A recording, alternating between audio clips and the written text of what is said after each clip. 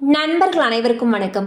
இன்னைக்கு நம்ம அந்த வீடியோல குடும்ப அட்டை வைத்திருப்பவர்களுக்கு மிக முக்கிய தகவல் ஒன்று வெளியாகி இருக்கு. ஸோ அதை பத்தி தான் இப்ப நம்ம பார்க்க போறோம். ரேஷன் கார்டுகள் மூலமாக ஏழை எளிய மக்களுக்கு அரிசி, பருப்பு, எண்ணெய் போன்ற பொருட்கள் மலிவு விலையில் வழங்கப்படுகின்றன. அதோடு மட்டுமல்லாமல் அரசின் பல திட்டங்களை பெறுவதற்கும் ரேஷன் கார்டுகள் ஒரு முக்கியமான ஆவணமாக உள்ளது.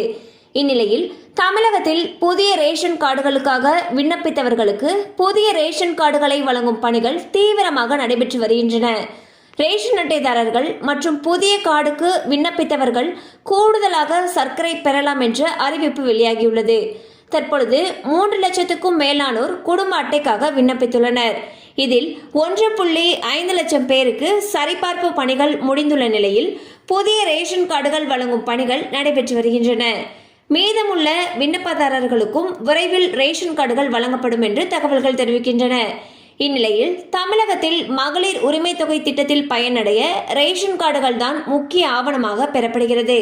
இதன் அடிப்படையில் பெண்களுக்கு மாதம் 1000 ரூபாய் வழங்கப்படுவது போல ரேஷன் கார்டு வழங்கல் முக்கியத்துவமும் பெறுகிறது. அரசின் நலத்திட்ட உதவிகளை பெறுவதற்கான இந்த புதிய நடவடிக்கைகள் ரேஷன் அட்டைதாரர்களுக்கு மகிழ்ச்சி அளிக்கிறது.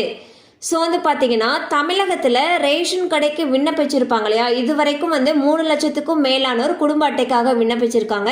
அதில் 1.5 லட்சம் பேருக்கு சரிபார்ப்பு பணிகள் முடிவடைஞ்சிருச்சு. அவங்களுக்கெல்லாம் விரைவில் ரேஷன் கார்டுகள் வழங்கப்படும் என்று தகவல்கள் தெரிவிக்கின்றன. ஸோ புது ரேஷன் கார்டு வாங்கினதுக்கு அப்புறம் உங்களுக்கு தகுதி இருக்குங்கிற பட்சத்தில் நீங்கள் மகளிர் உரிமை தொகைக்கு விண்ணப்பிக்கலாம்னு சொல்லிட்டு தகவல்கள் தெரிவிக்கின்றன.